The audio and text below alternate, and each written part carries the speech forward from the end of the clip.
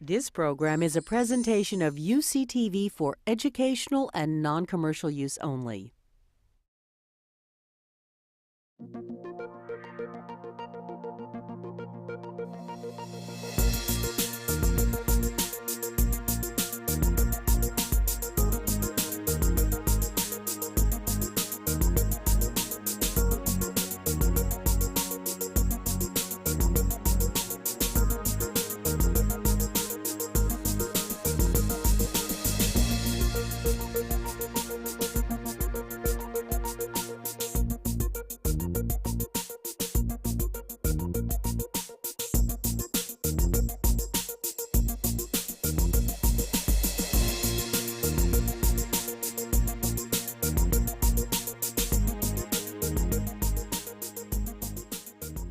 It's a pleasure for me to talk to you about health and vitality and to really underlie the scientific and clinical research findings that are going to support some of the recommendations I'm going to make tonight for you.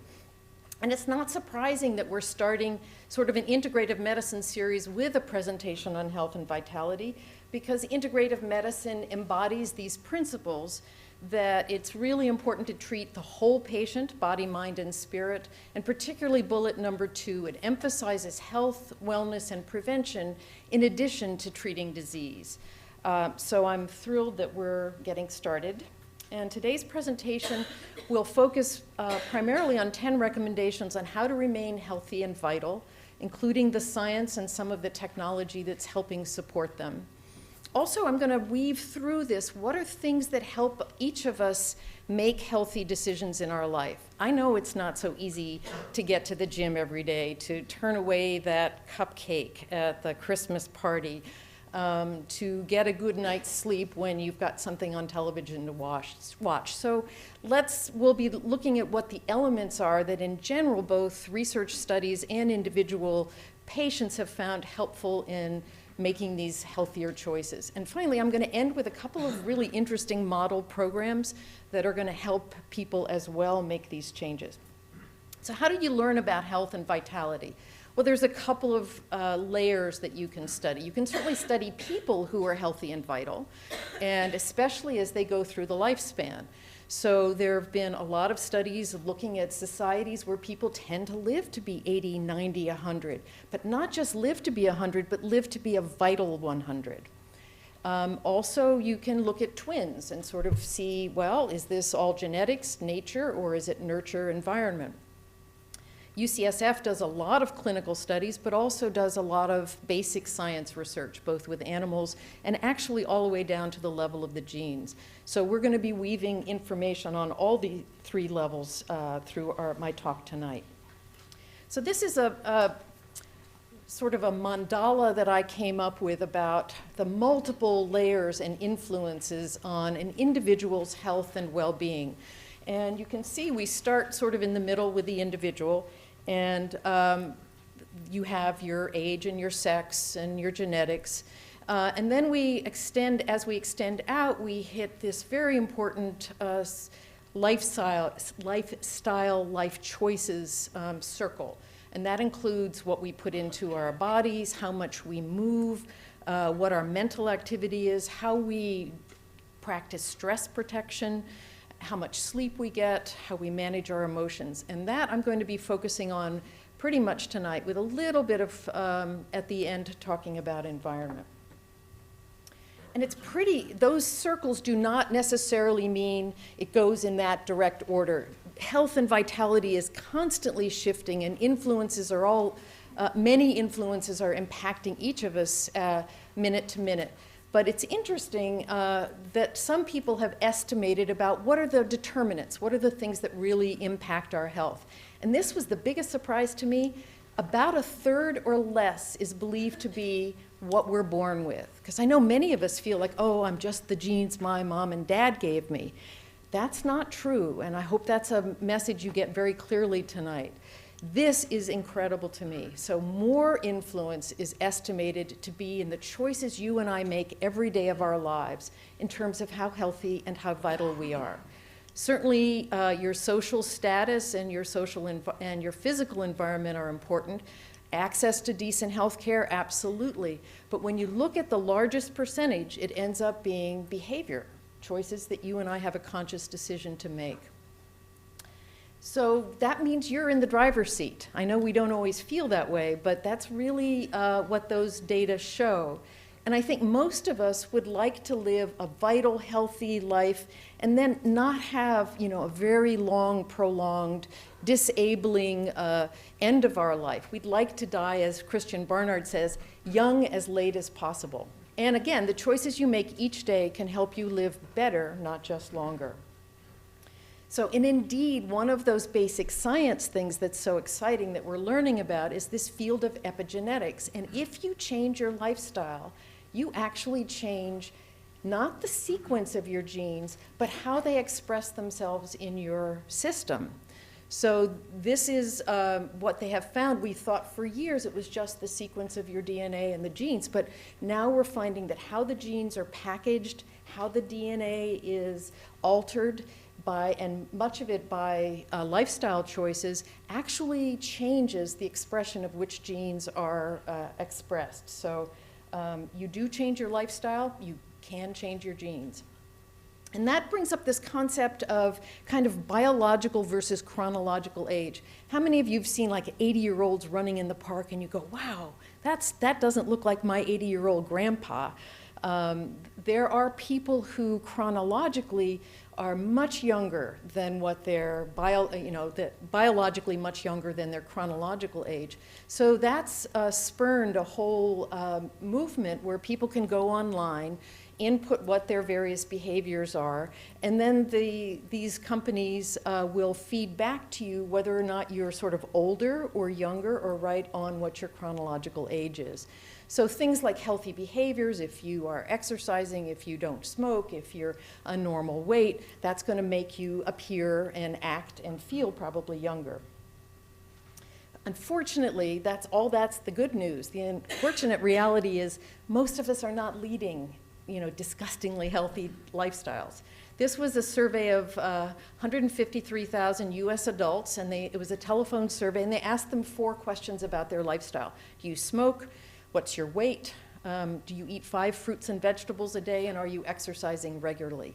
It was not very positive, the outcome. Only 3% answered yes to all 4 of those questions. That's not very encouraging. It was a little bit higher percentage in this European study of 23,000 Germans, where fully 9% of the people had all 4 of these healthy behaviors. But let me show you what the impact is if you have fewer or more of these very, very simple healthy lifestyle choices. So they followed these patients over an 8-year period on average. And look, here is the incidence or the risk of developing diabetes if you have no healthy risk factors, and how quickly that risk dropped over 8 years if you had 4 healthy behaviors. Same for heart attack, same for stroke, same for cancer. So it's pretty impressive that what we've known kind of all along, the healthier your behaviors, the better chance you have to avoid the development of some serious chronic disease.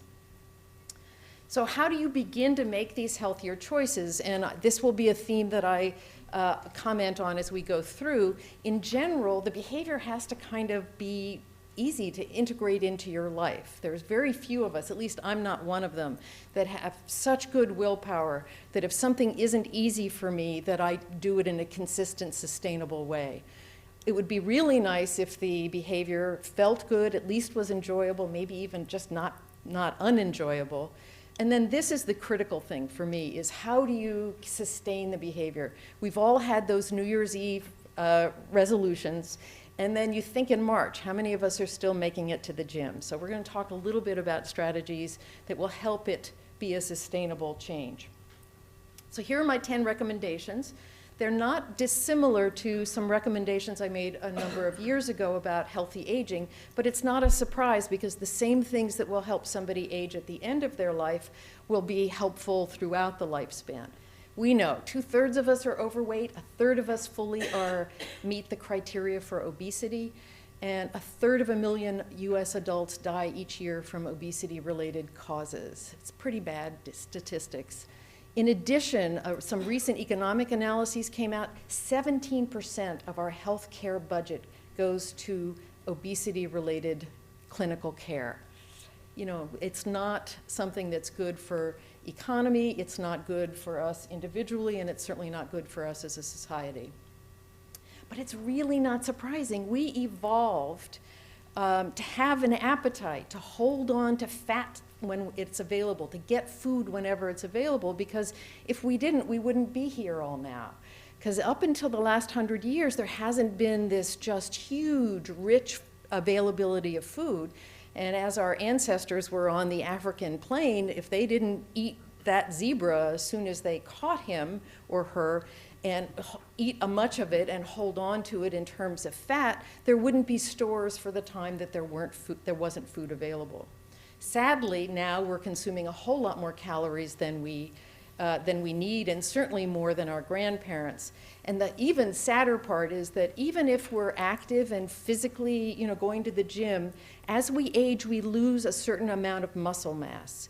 And muscle's the metabolically most active tissue in your body. So even if you maintain, the same amount that you're eating, you actually need fewer calories as you age. So that's another thing that makes it difficult to maintain a healthy weight.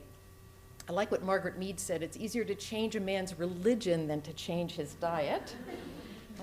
That's not that far off from the truth, and especially when you look at what we have available to what's in our diet, what's on our bulletin boards or the advertising things. This is just an amazing change in the last 50 years. This is the politically correct term is highly palatable food. Well, the food industry knows that we really like the taste of sugar, fat, and salt. And so if we go through all of these food options here, they're very high in each of these. And in fact, it's like when you talk about food addiction, your reward center, the same reward center that lights up when for somebody who takes drugs or anything else, lights up when we eat this highly palatable food.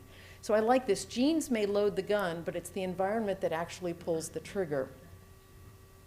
And it's not just the amount, the kind of food, but the amount of it. You've all probably been aware of how much the food servings have increased over the last 20 years. So 20 years ago, if you went through a McDonald's and bought a hamburger, a soda, and an order of French fries, it's not an unhealthy dollop of calories. It's about 628 calories. Now if you go, the servings are so much larger that it is more than twice the number of calories. And so it's almost impossible, very, very difficult when a large portion is served to many people, for them to push it away or to cut the entree in half and bag it up for home. So I would think that one of the most important things to think about if you're trying to control the number of calories you're taking in, and it's really portions, portions, portions. So I said avoid supersizing. There are some places, some restaurants in San Francisco, you can actually ask, would you serve me half a portion? Don't put it on the plate, but box it up for me to take as a doggy bag after dinner.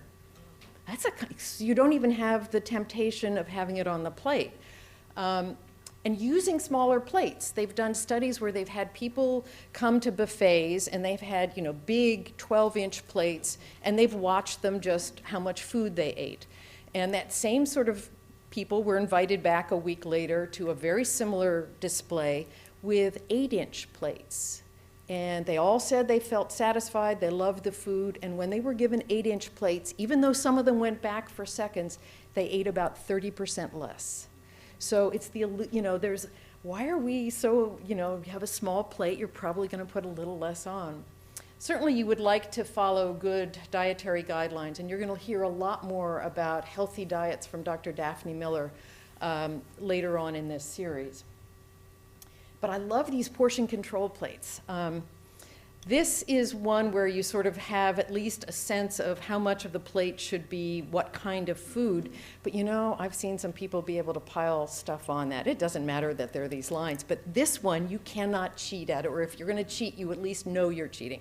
So this is like little sippy cups, but they have lines in them. So if somebody says a half a cup of pasta, it's astounding what a half a cup of pasta, how little it is. So you put it in this plate and you don't go above the top or you don't go above the line, and it's an incredible re-education. This is probably for about $20, one of the best investments to help people resize in their mind and in their behavior what serving sizes should be. And maybe some of you have heard maybe about calorie restriction. This is a new and different sort of thing that comes from a lot of basic lab research, and now we have a very long-standing monkey study that proves that when animals are given a third fewer calories, they live a third longer. That doesn't make sense at all, does it? You'd think, oh my goodness, you want good nutrition. But this is an observation that's been across many species. But what happens is, and this is not people trying to starve themselves. This is a third fewer healthy calories. So completely balanced, nutritionally good diet, just less of it.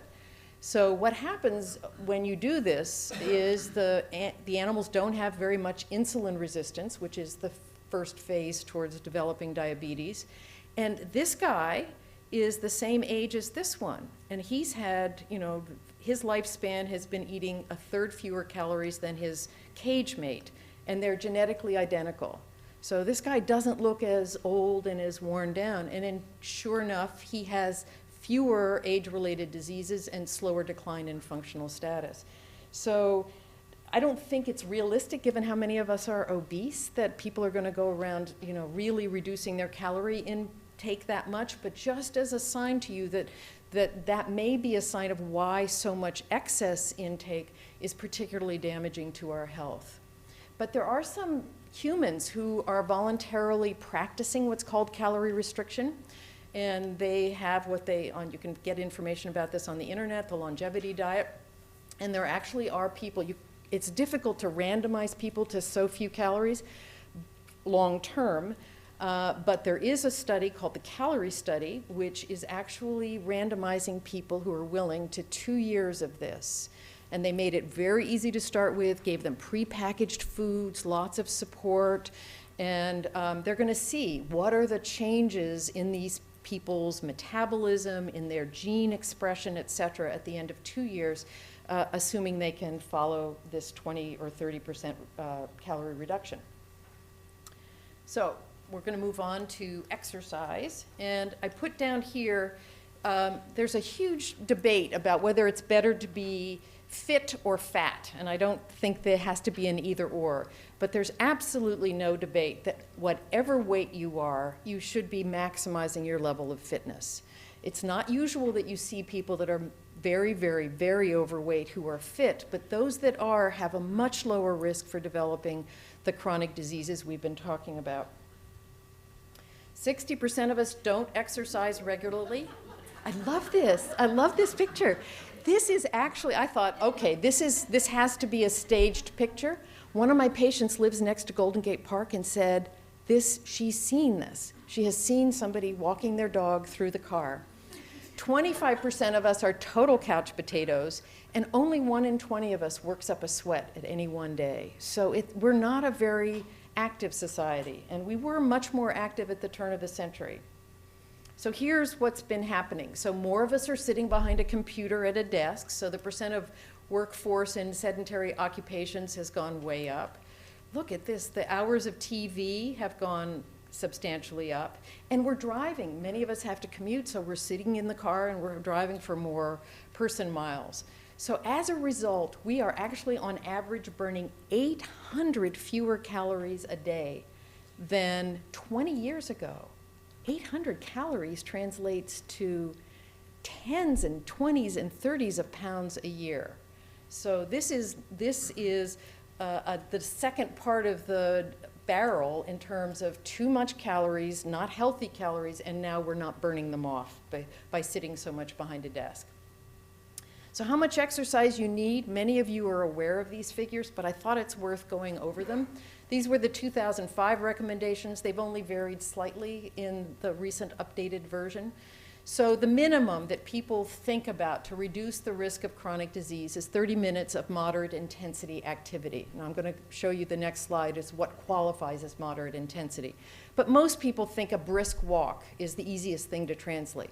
Brisk walk is not just kind of shuffling, down. A brisk walk, if you remember the tune Stayin' Alive with the Bee Gees, that's 100 beats a minute. And that's the number of steps a minute that a moderate intensity walk should be. So it's, I will not try and sing for you guys. That would be the end of the lecture.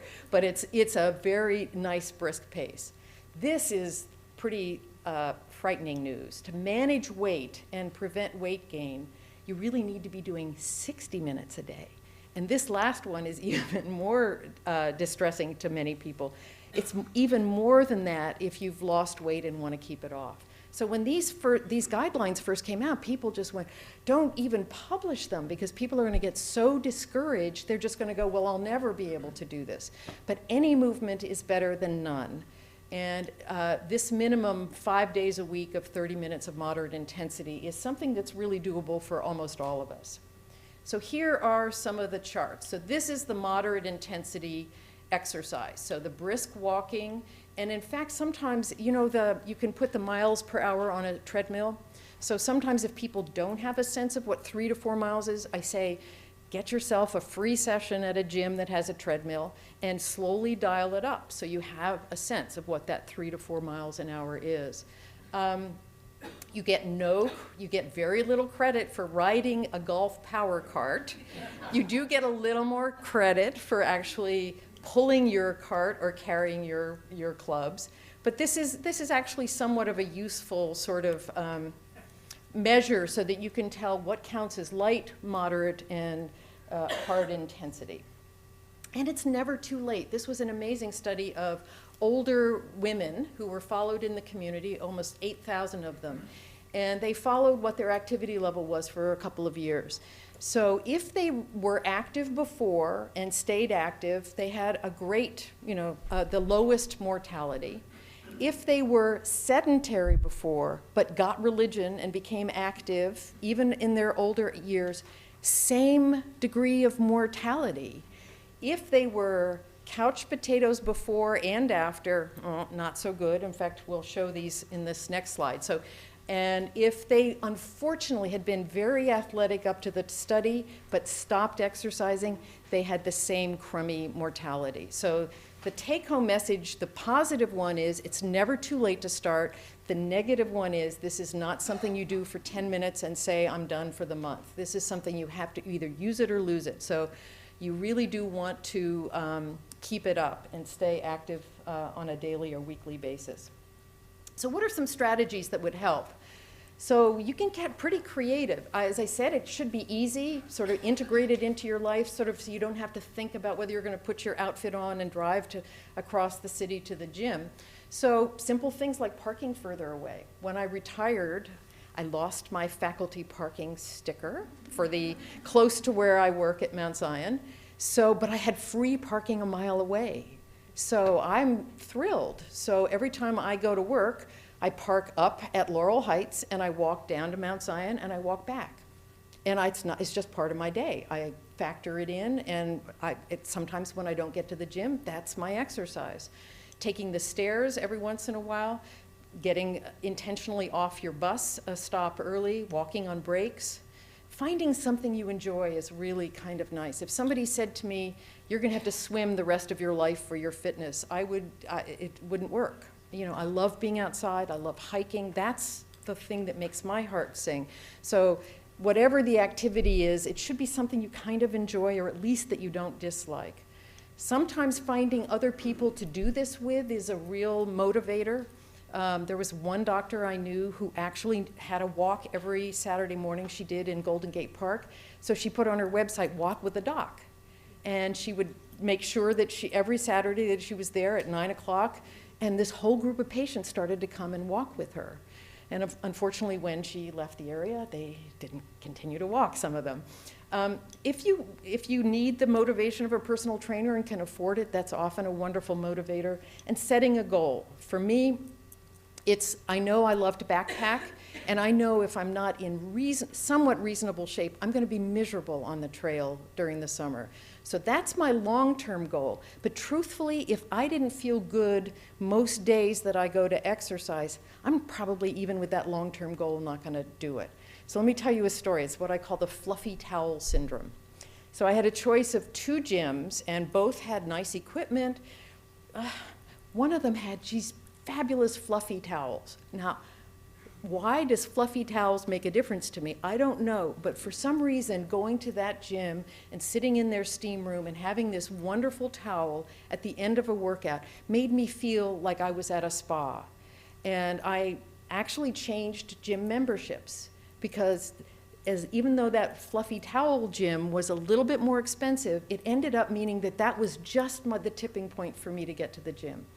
Now, I don't know what your fluffy towel is, but think about it, because it often is something that simple that allows something to feel enjoyable. Okay, so some of you have heard about how many steps a day you should be taking. Most of us who just sit all day are taking about 3,000 steps. The public health guidelines say you should actually be walking about 10,000 steps a day, and a lot more if you want weight loss and maintenance. So and how do you know how many steps? Most of us aren't counting them. So pedometers, have any of you tried pedometers? Or yeah, did they work? Okay, so this is for sort of the data-driven, slightly compulsive person, which I love. I'm one of those. And you put it on your belt, and they're now much more accurate. But this was a systematic review of over 26 studies that said, giving patients a pedometer, does it help? Do they want to exercise more? And sure enough, it increased the people who wore them, their daily activity, by over a quarter. They walked a mile more a day. Pretty impressive. That's about 2,000 steps. They decreased their weight by a fairly significant amount, and their blood pressure dropped. So for some people, having that kind of direct feedback is a wonderful motivator. But it doesn't have to be something super technologically complicated. This was a really interesting national grant offered to somebody that said, what happens if you just make stairwells really attractive to walk in, and you place them in buildings right next to the elevator? You know, most of the time when you have to really struggle to find the stairs in the hotels, and they're never you don't usually feel like they're beautiful experiences. And sure enough, the communities that got these grants found that more people were taking the stairs. So this is kind of cool. This is probably a little too expensive for your workplace, but this was an endocrinologist at Mayo who just couldn't believe how much he was sitting in his daily work. So he designed this working station that's a slow treadmill. So it's slow enough that he can do email, he can do, and so all of his meetings are now, and his entire lab is on these workstations. And you can burn, if you're just walking a mile an hour, you can burn an extra 100 to 150 calories an hour. So they did a study in an office where they put this in and allowed people to sort of just do it for 1 or 2 or 3 hours a day. And there were some wonderful weight loss. And it's not even like you're breaking a sweat. You're just having to stand while you're doing your email. These each, unfortunately, cost about $10,000, so don't think it's coming to probably your office very soon, but a creative solution. And something as simple as telling people, have you thought about exercising today works. This was a study where these were couch potato adults, and in a study to see if they could get their exercise increased, and they had a wonderful health counselor design a specific exercise program for them. And then they were led on their own, except they were randomized to one of 3 arms. Either that same health counselor called and personally said, how are you doing? Have you walked today? Which was a really nice support. An automated computer call, have you exercised today? Okay. And the control group was just a pamphlet, a weekly education thing. Well, the subjects, guess what, who got the personal phone call did the best, but even people who got this automated reminder exercised more than those in the control group. And I think that one of the principles that I've seen is anything that's sort of followed up and supported is a good thing in terms of maintaining a behavior change. And this is not in your syllabus, but I just was thinking about how technology is going to be able to help us with this. Any of you with iPhones know that there are probably 50, 100, 150 health-related iPhone applications, including everything from heart rate monitors to little reminders. Have you know, the same sort of thing that automated phone call did. Here's your exercise program for the day. I mean, it's pretty, we have a lot of opportunity to use technology wisely to help support people make healthy decisions. And this is also not in your thing, but I just found out about it today. This is cool. You have to go on this company's website and watch the videotape of this robot who's saying, so can we talk about what you ate today? Okay. I'm serious, it's so incredible. So you type in or you put in what you ate, and you have a dialogue. And this dialogue changes over time. So it really actually feels like you've got a personal health coach. So, and in fact, this was designed by MIT researchers from the robot lab at MIT. And these will cost about $500. And they've done some preliminary clinical results that this changes behavior. That having something to talk to, I know somebody's going like this, no way, but it's an amazing thing. So, and it helps create an ongoing supportive relationship, and the conversations are not the same. It's not like, shall we talk again? Shall we talk again? Shall we? You know, it varies depending upon what your data. Oh, good job. Yay, you know, it's just, I love this. This made my heart sing when I found it this afternoon. And look at this, in England, they're making playgrounds for adults. How long has it taken for us to figure out that we need to have fun? Isn't that fabulous? And look at this. If you want to like dig in the sand, you've got, I just love this. I love this. So I think there's some very creative ways to make exercise fun, to make it easy, to make it integrated. But I want to tell you they're profound. Remember I said there's some basic science support for doing the right thing? Well, many of you have heard about telomeres. They're the protective ends of the chromosomes. Liz Blackburn here at UCSF got the Nobel Prize for discovering them. And what they do is they stabilize the ends of the chromosomes.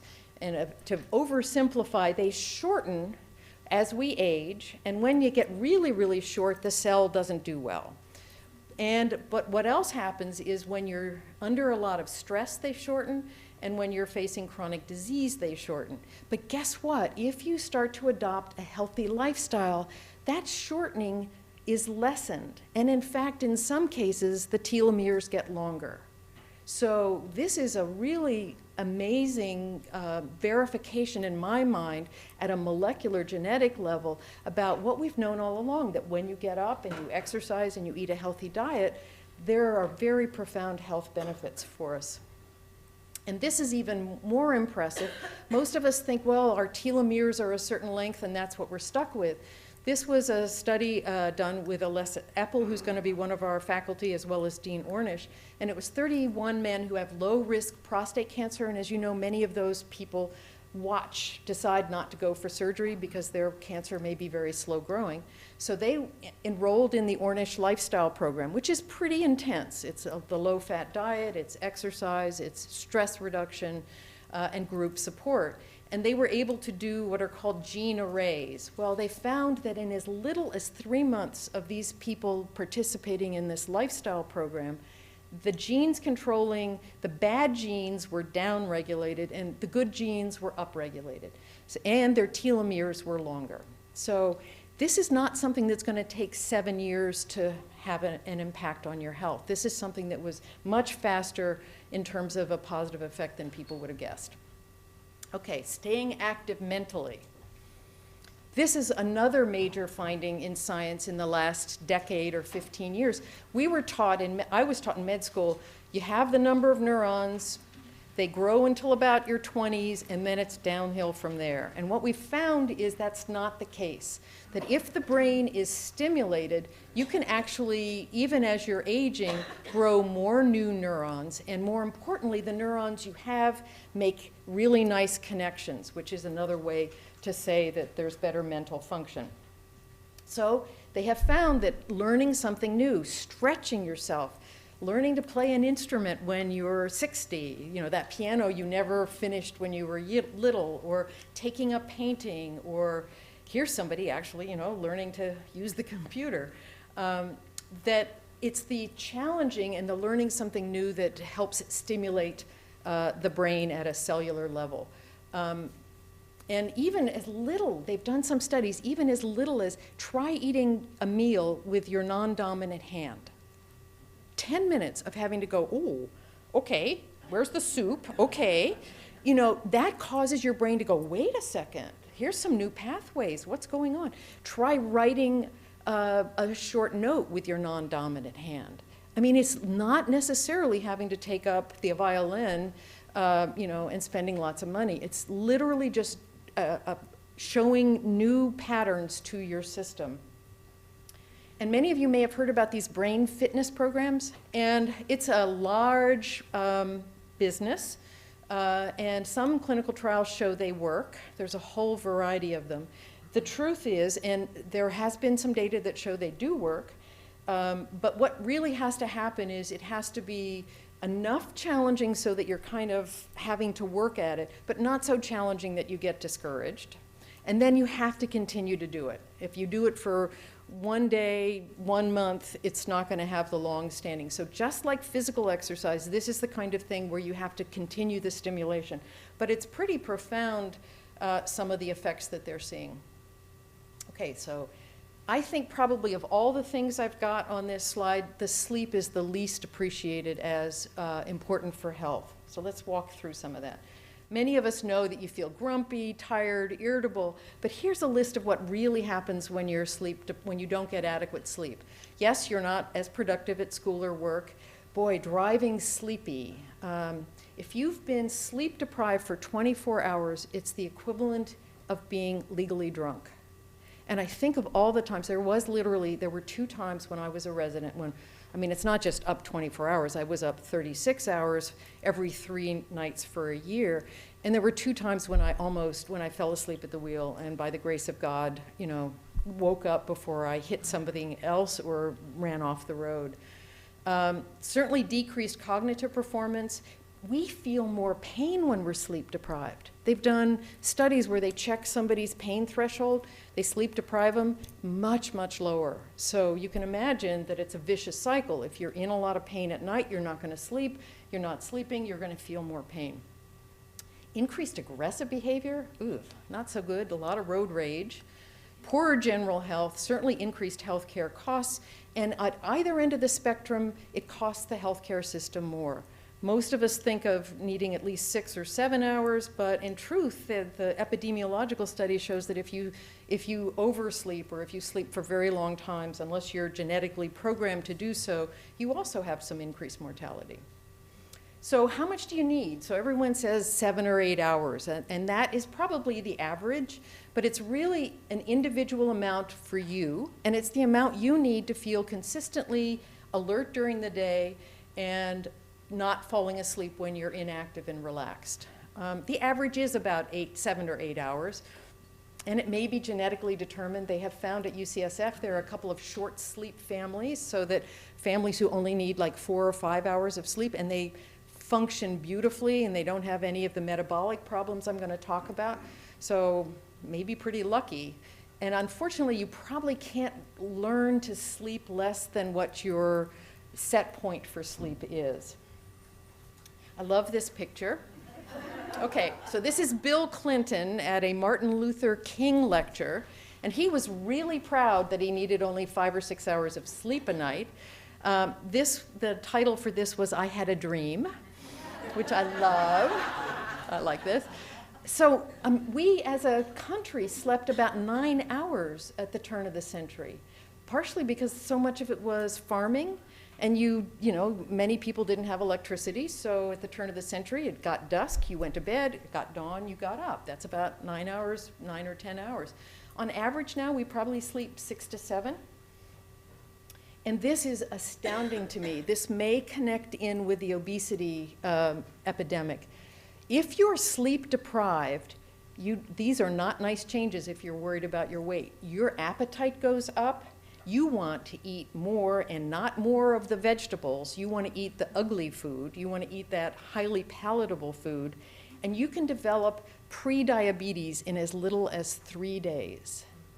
So one woman came up to me and said, my husband's snored for years. I don't think I've ever slept soundly. And he finally got his snoring taken care of, and she dropped like 25 pounds. Now, I'm not saying that's the reason you're 25 pounds overweight, but I'm saying if you're not getting a restful night's sleep, there are some metabolic changes that are going to tip you towards being overweight or obese. And in fact, melatonin, is the natural hormone that helps get us to sleep. They have found receptors of melatonin on pancreas cells, and the pancreas is what stimulates or produces insulin. So we're all sort of seeing that this is much more profoundly interconnected with our whole physiology than we may have thought. And this, in fact, was an article that just came out literally 2 weeks ago. If you snooze, you may lose, actually. This was a very interesting study. They had 10 healthy, overweight, kind of couch potato adults, and they put them in like a metabolic center. So they really controlled what they ate and how much they slept. So they were assigned to either sleep only 5.5 hours of sleep a night, or when they came back later, 8.5 hours of sleep a night. And so they did whichever one they were randomized to, waited 3 months, and then they got to try the other length of time. Well, the ones who were put in the 5.5-hour sleep group lost less body fat and more muscle. That was not they didn't want to be losing weight in muscle. They'd rather have preferred to lose body fat. They were hungrier, and they had a lot of other metabolic hormone changes that were not positive. So this, again, is another indication that sleep deprivation is not good for health. So here again, you're in the driver's seat, because many of us who have trouble sleeping say, or maybe our first reaction is, ooh, can I have a sleeping pill? And there's something called sleep hygiene, which is all the things you can do behaviorally to help you get to sleep in a healthy way. And in studies, when people are willing to do the sleep hygiene recommendations that I'm going to show you on the next slide, it's better than Ambien in clinical trials. The hard part is you have to do something. You have to break some habits. It may take a couple of weeks to be impactful, but it's better than sleeping medication. So here are some of the things that we counsel patients about for sleep hygiene, and some of them make a lot of sense. If you've got a lot of problems with insomnia, probably trying to maintain a regular time you go to sleep and a regular time you get up is a good idea, so your internal clock doesn't get confused. The light is really important. There's so much light pollution if you live in a city. So they've done some studies and that's why, have you ever noticed when you travel in hotels, they've got that big opaque curtain? And there are days when I'll put that opaque curtain and I'll sleep through the alarm because I don't have the light as a signal. But if you're getting a lot of ambient light from street lights or from all the stuff that's in your room, even the lights that on your computer and on your alarm clock can impact the melatonin. Obviously, you don't want to be drinking a lot of caffeine and alcohol right before bed. Depending on what your pattern is, you probably shouldn't exercise super vigorously right before bedtime. Don't want to eat a huge meal right before bedtime. This is nice. Keep, again, the bedroom a little bit on the cool side, dark and quiet. This is the tough one for most people. Don't read TV. Don't read in bed, watch TV, check email, etc. Now, if you have no trouble sleeping, enjoy your novel. That's not a problem. But if you've got trouble sleeping, minimizing that kind of mental activity is helpful. Do you know what the average number of electronic devices in a teenager's room is? Just guess. 10. Well, that's a little, 8. 8. So people are texting, their cell phone, their computer, they're multitasking. It's a miracle in some ways that people can fall asleep with that.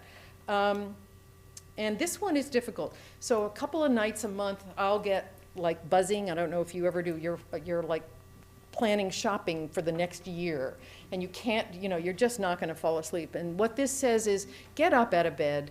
Don't, go do something else until you're sleepy. And that way you won't associate lying in bed, buzzing with falling asleep or not falling asleep. Okay, so I just wanted to have some fun to show you some products that are on the market technologically. So I don't know how many of you have partners who snore, but here's a nice pillow that's supposed to keep him on his side. This is really interesting. This is a little biofeedback, and I'm not quite sure how painful the stimulus is, but when it supposedly hears your partner snore, it gives you a little jolt. So not enough to wake him up, but enough to say, maybe I'll stop snoring. So that's called the Snore Pro. Then there's some products, there are actually some places, there's a whole industry about sleep pods where you can get a 20-minute or a 30-minute nap. Often they're in places like airports or other things where you can actually the top comes down and you can sleep. This is just a joke, but look at this. The sleep suit? Okay, yes, you're gonna just pass this one by. What is going on? But look at all these iPhone apps. This is fabulous. This is called Sleep Tracker, and I'm just gonna walk you through it quickly. So there is a pattern of when you fall asleep, there's some deep and some lighter parts of the night. And it's easier for you to get up when you're in one of those lighter areas. So what you do with your iPhone is you say, okay, I'm supposed to get up at 6:30, so I'll tell them 6:30, but it will check whether or not you're in a deep sleep or a lighter sleep in that half-hour period and wait to wake you up until you're just in that light sleep. So if you're one of these people that gets up and goes, oh my goodness, where's the coffee? This might be something that's really useful to try. Similarly, now you can put the alarm clocks on that also show whether or not you're moving, and that gives them a hint about what phase of sleep you're in. So it will also wait to wake you until you're in one of those lighter periods. This is kind of nice if you're sleeping with a partner, you don't want to have a loud alarm clock, you put this, your pillow vibrates and only supposedly wakes you so that your partner can stay asleep and doesn't have to hear the loud alarm clock. This is my favorite. Wake and bacon alarm clock. Isn't this amazing? Okay, so you get a frozen piece of bacon every night from the freezer. You put it in the wake and bacon, and you set the alarm, and 5 minutes before you're supposed to get up, it starts to sizzle the bacon. So you get up to the smell of breakfast. I mean, I want to talk to the person who invented that. I did. Okay, so the next, we're getting close. Reduce inflammation. So many of you think of inflammation as a bad thing, and it actually is your immune system doing its job. It's coming to fight infection, and all of the cells that get brought in to clean up the infection sort of create the phenomenon called inflammation. So it's really important to protect us from infections and injury, but it has a dark side. And many of you have been hearing, as it says here in Time Magazine, The Secret Killer, that chronic ongoing inflammation may be one of the foundational causes of chronic disease like heart disease and Alzheimer's. So it's like too much inflammation, too much, too long. So what are some strategies that reduce inflammation? Well, we've already talked about one, which was exercise. Stress management is going to be later on in our Mini Medical School course. I'm going to briefly touch base about an anti-inflammatory diet, but Dr. Miller is going to go into much more detail about that, and then I'll mention something about flossing, which doesn't look like it fits with this group. So an anti-inflammatory diet, in essence, is what your grandmom would say was a healthy diet. It's whole foods, it's plant-based, it's not highly processed, it does not have a lot of sugar, white flour, saturated fats, additives. And it's got a good amount of the healthy fats, the omega-3s that I know Dr. Miller will talk about. And it's not super processed. So Do any of you else have you read this book, In Defense of Food? I love, Michael Pollen is one of my heroes. And his best 8 words advice about what's good nutrition is eat real food, not too much, mostly plants. And real food to him is something your grandmother would recognize. So something that existed, so not highly processed, not with 15 ingredients that you can't pronounce. This not too much is obviously important, and mostly plants makes sense. But flossing, let me tell you a little bit about periodontal disease. Periodontal disease, if you have crummy gums and you're not flossing, you've got a huge amount of chronic ongoing inflammation in your mouth. And as a result, people with bad periodontal disease have a much greater risk for heart disease and stroke. So by cleaning that up, by flossing on a daily basis, cleaning up that infection and reducing that chronic inflammation, you're going to do a lot better. So I think most of us have an intuitive sense that meaningful relationships are probably what we would label in the top 1 or 2 things that we love about our lives.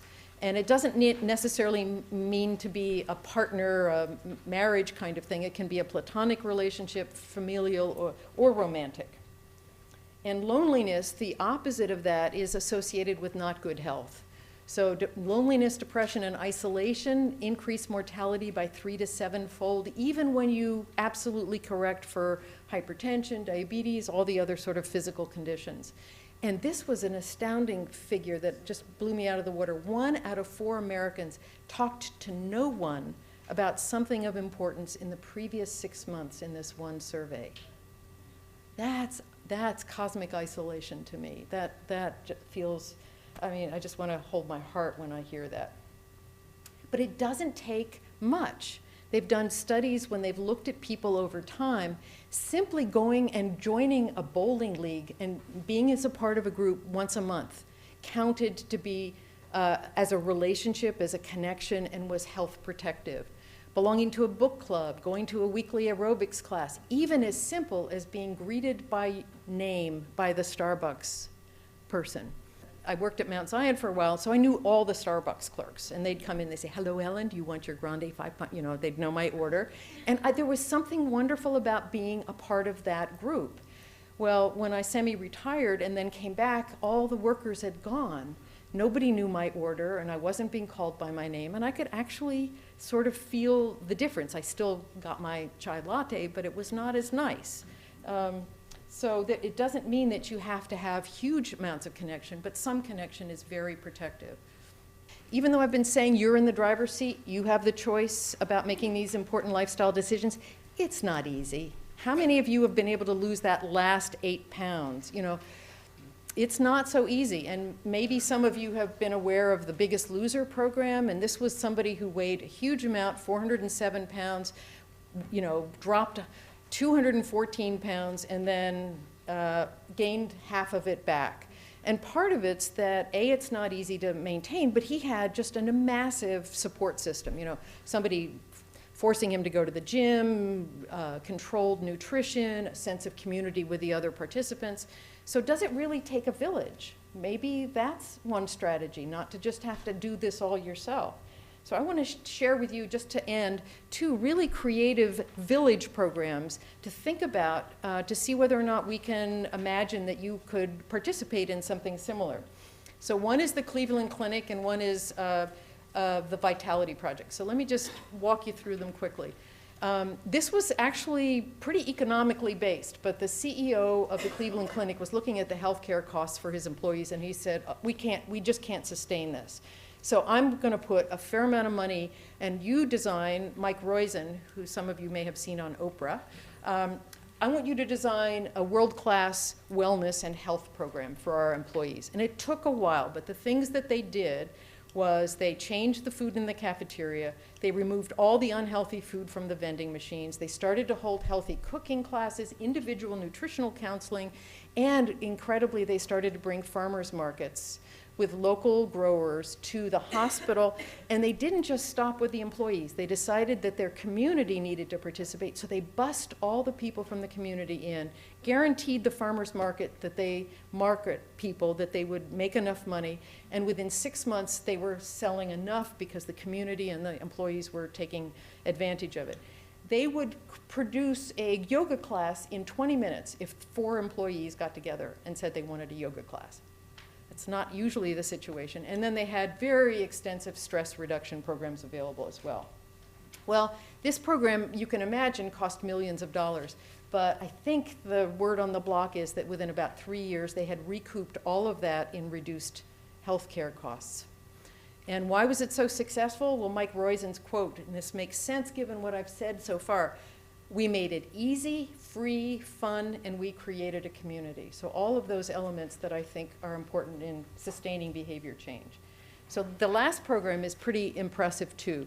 Some of you may have been aware of this researcher who wrote a book called The Blue Zones. And what he did was he went to all these areas in the country where people lived long, vital lives. And he kind of said, what are you doing that's right? What are you doing?